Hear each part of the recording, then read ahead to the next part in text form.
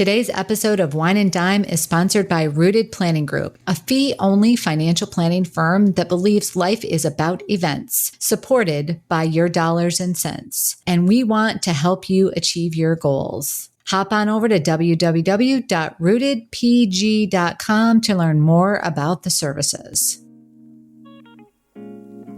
Every week, it's my goal to share financial information that helps you in both your life and Financial Vineyard. We hope it takes you from your roots to the journey of your vines and the influences in the air that have helped craft your delicious life. Like wine, life and finances have different palates that should be celebrated and not judged.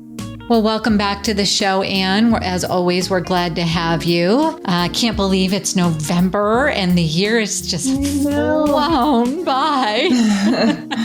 Here we are at the middle to end of November when this is being released, and people will be sitting around the table and gathering with family members in a lot of cases to celebrate Thanksgiving. And we like to think of that as a time and an opportunity to talk to our parents and our family about what's going on in their lives, what's going on in their health, their whole network of friends and everything like that. I always remember my mother-in-law saying that when she was reading the paper, well, I'm not in there today. I guess it's a good thing.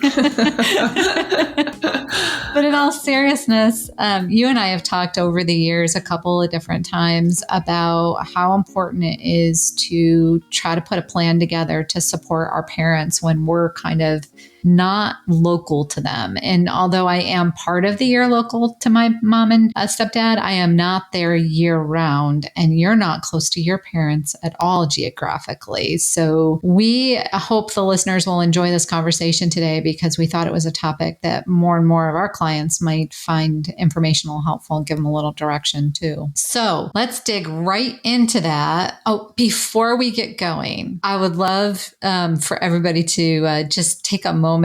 And you had a dress up turkey day at your house. Is that correct? Yes. My first grader had a school project to disguise a turkey so that he didn't become a Thanksgiving dinner. So. Well, I thought it was adorable. Of course, we get to see those beautiful pictures. And so I thought that was adorable, but I thought it was a fun little game. Like, I think family members could really get into something like that. And this year I'm actually going to be home for Thanksgiving, which is unusual. And I thought we'll see if I can get my they're not kids anymore. My nieces and nephews are getting to be so much older, but maybe I'll bring that up and see if they can come up with something fun on that same front. So I thought we'd throw out a little something fun for the family to do before we dig into this topic. So Anne, when you think about, as you and I talk back and forth, when you think about ways that we can maybe give our audience and listeners some ideas and suggestions on how to support parents to age in place, most people say that that's what they want to do, right? I don't know that I've ever talked to anybody that says, hey, put me in a nursing home, right? Or even assisted living necessarily, although at some point in time that might be necessary. When you think about that question, how to support parents aging in place when you live afar, what are some of the ideas or suggestions that we've shared with clients over the years or that you've implemented? Yeah. And like you said, this is definitely close to home for my husband and I. We're both away from our parents, and so they're getting a little bit older and already starting to have some health issues. We're fortunate enough that we both have other family members. Like I have other siblings that are close to my parents, but there's still some guilt around, the fact that I'm not there. And I definitely want to be a part of that support and that care plan. And I think, one of the biggest things that you can do is as a family is just sit down and have a conversation, visit if you're not close to your parents and you're going to visit them in person, check in, see how they're doing, how things are going, how much support do they need? How independent are they still? And then talk to the other family members that are close by in the area and, what support are they able to give? And I think it's just, sitting down first and having those conversations, which are difficult and emotional. And, every family dynamic is different. But I think the first place to start is talking about your parents' expectations. How can other family members help? What are their expectations? Enlisting other local resources. And that could be, are there home health aides? Is there church groups that can check in and meet with your parents, and then just figuring out how you can support them. And that's been emotional for me. And I have had those conversations with my siblings. Okay, I'm not there. I understand how much you're going to have to give of your time. What can I do? Is there, can I help financially in some way? If somebody has a procedure or a surgery, maybe I can come down for a week since I work remotely and be some support, during certain events. So yeah, I definitely think it's emotional, but just planning and talking to everyone is so important. Now, you mentioned that you've had some conversations with your siblings already about that. Are your parents aware of that? Do they know that you've had those conversations? Have they been part of it? Yeah, that's an interesting one, because I've talked to my mom separately and I've talked to my siblings separately. That we haven't all sat down and talked about it. I think I think my mom sometimes is a little bit resistant to the idea of how much support she may need going forward. So I think we don't want her to feel like she's being ambushed maybe by all of us at the same time. But we definitely the four of us together talk, and I think we're all pretty open with each other about who can do what and how we can help. So I think we've kind of brought it up with my mom, but certainly the four of us have talked about trying to be on the same page. One thing that I don't know, does your mom read a lot? Does she like to read books, and does she listen? Yeah. One thing I don't know, I'm not sure how to do it. I think you and I have become somewhat, unfortunately, or fortunately, however you want to say it, immune to some of that, right? Because we have this, it's a normal conversation that we have with people. So we don't necessarily think about it as something that it's not emotional to us like it is to other people. Although we're aware that it's emotional to other people, to us, it's just a conversation about something that's important. One of the things that I have done in the past is there's this book called The Other Talk, which is a play on, when you're a kid and you have the talk with your parents have the talk with you, The Other Talk is actually a guide to talking with your adult children about the rest of your life. So it's meant to be for the parent to actually have this book, read through it, and then develop a way to actually talk to their kids about what they want next, or how they want your help, or how they want you involved. Because sometimes I know, at least for me, I don't want to, like you, I don't want to invade, but I also want to be of some help. So I really struggle personally with so I've told my parents, and you probably have too, if you need anything, don't hesitate to ask. And what do they say? Well, I don't want to bug you. Yes. Yes. But how do we know when you need something if you don't say something? Right? I don't know, especially if you're living afar. You really don't have that ability to see what's going on a day-to-day basis. So unless somebody says something, we don't necessarily know that something is needed. On the other hand, I find myself trying to think, well, would they need this? Would they need that? And they look at me like I have three heads, because, well, why would do you think I'm not capable of doing that stuff myself? It's that, it's that double-edged sword. So I haven't done this yet, but I think, my parents are still in really good mental condition, right? And so asking them to maybe read the book and tell me where they want me to fit in a little bit, that might be a nice way to sort of bridge that gap a little bit, where the communication potentially starts to shift just a tad bit. I know you mentioned, what are some of you mentioned like reaching out to friends and family and neighbors and even encouraging your parents to make connections so that you can reach out and say, hey, I've been trying to get a hold of my mom or my dad or whoever, and they're just not, are they busy, or, can you run next door and just make sure everything's okay? Have you had that conversation with your parents? Yeah, I actually have contact information for my mom's neighbor, and my mom has kind of gotten to know her, and she's younger than my mom. And and I've actually visiting and my kids being there, I've actually kind of gotten to know her too. So, and it makes me feel, I mean, my sister's not that far away, but it's still nice to know immediately that there's somebody literally right next door that could go knock on her door and check on her. And I think that's important, not just for elderly, but for anybody living alone to know that you have somebody, right there that if you need them, that they could check in. Yeah. And even like your sister may go on vacation, right? So having that ability to make sure that you can contact somebody right next door is a great plan. What about estate planning documents? Any thoughts on or suggestions that you would give to listeners on estate planning documents when you are remote?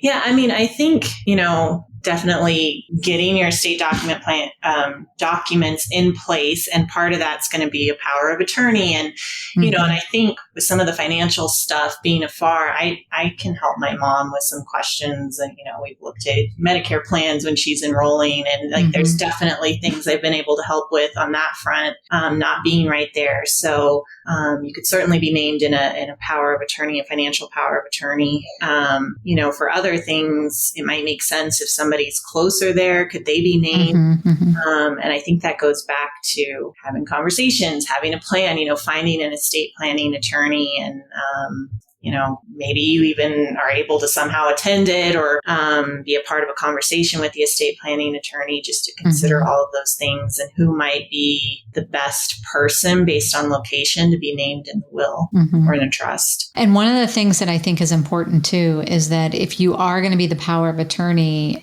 asking the financial institutions ahead of time, what do you need? How do I get online access? How does your mom or dad have a list of accounts that you would need to get into? Are you using some kind of family password manager? That's been one of the things over the course of my career when I first started out in 1994.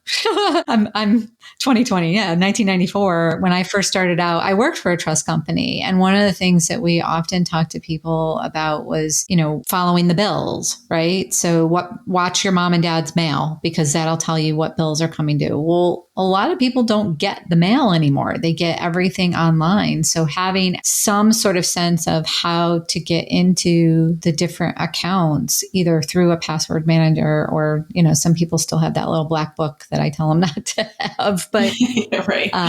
That's something that's really important, I think, to consider as well. And that can be part of, we always encourage clients to have a red file, and that's just a file with all your important documents. And some of that could be listing out accounts, not necessarily passwords, but at least you could go to that and know, these are where their accounts are held. And here's, an account number, and you've got at least a starting point. And I think even though you're Afar, you can know where that red file is and you can know contacts that are closer to your parents that can get there and get those documents and get to your parents sooner than maybe you can. Even better yet, maybe send a copy of the red file to everybody that you love, that would be an even better solution potentially. Yeah. And then finally, before we go into the next step in, I just want to take a brief moment. And for those that are listening for the wine section of Wine and Dime, we have been featuring a winery called Arceo. Arceo was out in Oregon. We went to see them when Brent and I vacationed there, and we were fortunate to get our first club pack here recently. And they sent us a couple of wines. One of them was a estate Pinot Noir. Oh my gosh, Anne, it was like drinking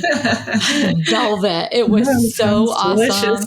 Oh, it just melted in my mouth. And I was like, I think I need to, when we get down to Florida, I need to submit an order and actually go get like more than just one bottle. So yeah, if anybody is looking for something to put with Thanksgiving dinner, to me, this is what I know a lot of people serve white wine with Thanksgiving, but this would be a great either pre-dinner wine. It could be a great post-dinner wine, or I think it would go excellent with dinner in and of itself. So Arceo Winery is, again, out in Oregon. If you go to their website, you can kind of see what they have for a menu, but the estate Pinot I can stand behind. So closing, so I love to throw that in the middle so that when we talk about the next step and close this particular podcast, one of the things that you and I talked about is what if somebody does need us? What if one of our parents is actually at the point where, they have an emergency or they need our assistance? What about an emergency plan for us to get to them. Any thoughts on that? Yeah, we were asking about this and talking about this right before the segment. And I mean, I think first and foremost in our family, it would be knowing that there's somebody close by that can really step in initially. And then, just thinking about what would you do for me? It would be who could pick up the kids? Like, how quickly can I get there, and trying to, make a plan with my husband. And this actually is something that I have thought about and kind of worried about. I do work remotely, so I could probably get there and do that. But in a quick emergency, it would be a challenge with the kids. So I think having that backup care plan and knowing how I would get there, that would be tricky. I think, knowing that I have close family and friends next to my mom that could get there right away while I'm making that plan is important.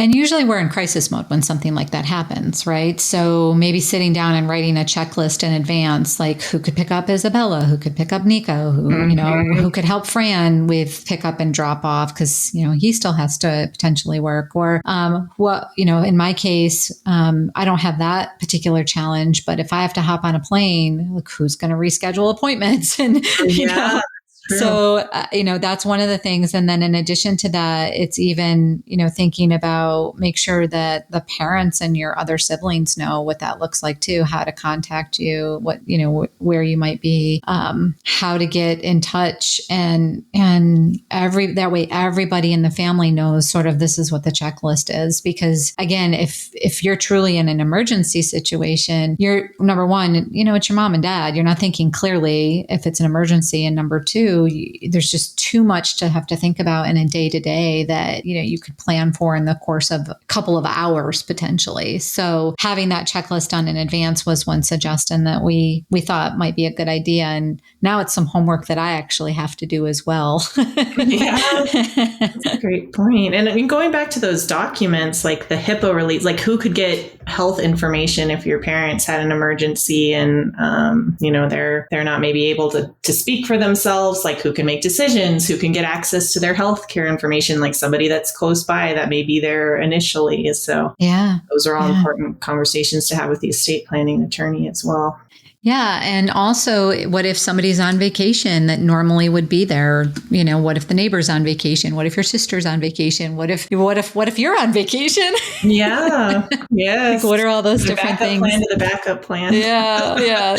And that one just kind of came out and thought I hadn't really, again, I have some homework to do on this myself, and any other suggestions or ideas that we should leave the listeners with as we fade off into, December, which is coming down the road, and any family conversations that you might want to have? I mean, I think the holidays, tricky family dynamics there. It's not always the most fun to think about having these conversations, but, if you're all together and maybe you're not other times of the year, it could be a chance to, have some conversations to check in with parents and see how they're doing, and, kind of talk to them about, do they have estate planning documents in place? Is that something, you should help them get updated? And, a good goal for the new year is to get, some of that stuff in place. So I think, use that opportunity of maybe being together with people in person to talk some of that out. Yeah. And I do think it's important. Like, some of the ways I approach it too is like, hey, Brent and I were talking, and here's some things that we were thinking about. Do you know what should I be doing if that happened to you? Because we have our plan. What should I be doing? And I know it's not a fun topic, but I just want to make sure we have thought it through.